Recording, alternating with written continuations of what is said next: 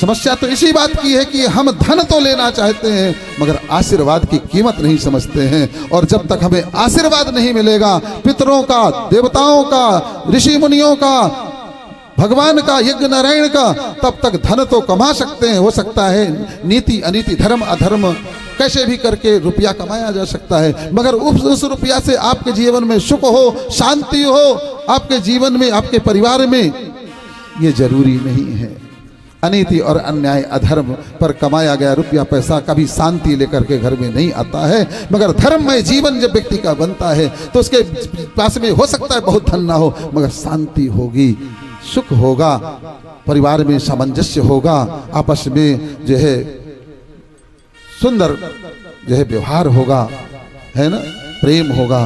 क्या चाहिए आपको? जहां सुमति तहां संपत्ति नाना, जहां कुमत तहां विपत निदाना। धन बहुत है। एक बार क्या हो, एक सेठ जी थे, भगवान के लक्ष्मी जी के बड़े उपासक थे, और लक्ष्मी जी भी महाराज उनकी जो है, उनके कहते हैं ना कि पैर तोड़ करके बैठी थी उनके यहाँ, किसी प्रकार की कोई कमी नहीं। मगर जैसा कि होता है, हमने कमाया है मेहनत से तो हम उसकी कीमत समझेंगे, मगर बच्चे नहीं समझेंगे उसकी कीमत। तो जब उनके बच्चे बड़े हुए, अब बढ़िया पिताजी ने खूब कमा करके रखा है, तो क्या करते, बढ़िया ले जा करके कहीं जुआ खेलते, कहीं शराब पीते, कहीं कुछ करते, कहीं कुछ करते। लक्ष्मी जी को अपमान लगा कि मेरा इस घर में अपमान होने लग गया है। ध्यान रखना, लक्ष्मी क्या है? आपकी माँ है, और माँ से माँ जैसा व्यवहार रखोगे तभी ना जो है माँ प्रसन्न रहेगी। अगर माँ से आप माँ को विचार करिए, आप अपनी माँ को कभी बाजार में ले जाकर के रखेंगे क्या? क्या आप अपनी माँ को किसी शराब की दुकान में ले जाएंगे? अपनी माँ को कहीं कहीं जो है जहाँ जुआ चलता हो वहां ले जाकर के बिठा देंगे? नहीं बिठाएंगे। मगर लक्ष्मी माँ को क्यों ले जाकर के बिठाते हैं? इसीलिए लक्ष्मी नाराज होती है, रुष्ट होती है। और वही वो हुआ इन सेठ जी के साथ में। इनके बच्चे सब के सब अपमान करना शुरू कर दिए लक्ष्मी जी का। तो जो है लक्ष्मी जी एक दिन सपनों में आकर के सेठ जी बोले वत्स, अब मेरे जाने का समय आ गया है, मेरा बहुत अपमान तेरे घर में होने लग गया है, अब मैं रुकूंगी नहीं। गिड़गिड़ाए सेठ जी, नहीं माँ मत जाओ मत जाओ मत जाओ। मगर बोले नहीं मैं जाऊंगी, मगर तुम मेरे भक्त हो इसलिए मैं कहती हूँ कि तुम जो है मुझसे एक वरदान मैं तुम्हें देना चाहती हूँ, वो वरदान मांग लो।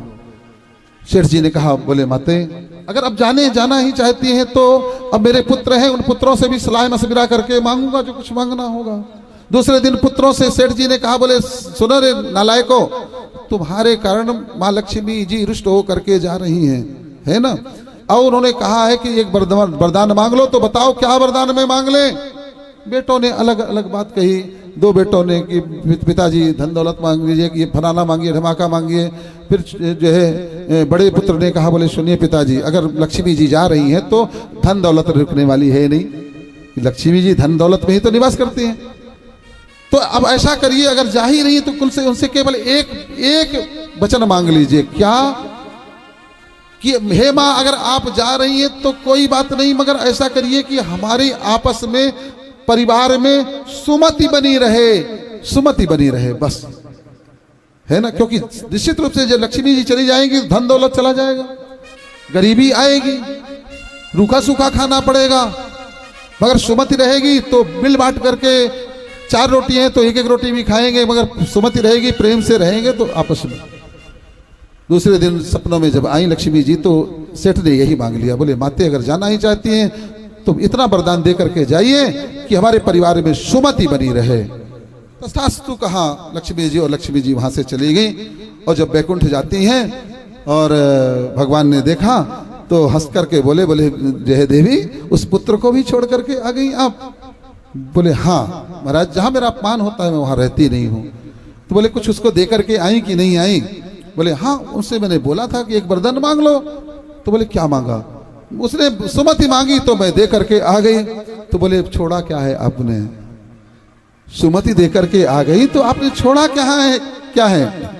जहां सुमति होती है मैं वहां रहता हूं, और जहां मैं रहता हूं तो आपको तो बरबस वहां मुझे आना ही पड़ेगा। तो देवी अब मैं जा रहा हूं उसी सेठ के यहाँ, आपके बच्चे के यहाँ, आपके भक्त के यहाँ। अब पीछे पीछे आप भी चली जाना। बोले भक्त वत्सल भगवान की जय हो। तो जहां सुमति तहां संपत्ति नाना, जहां कुमति तहां विपत्ति निधाना। भावहीनी विदाई महाराज दशरथ जी विश्वामित्र जी की करते हैं। हम लोग तो गृहस्थ हैं, हमारा तो ठिकाना है, आप विरक्त हैं, आज यहाँ कल वहाँ रहते हैं, तो गुरु चरण इन कम जो है कुटिया में पढ़ते रहें, आशीर्वाद सदा आपका बना रहेगा, तो ये परिवार फलता फूलता रहेगा।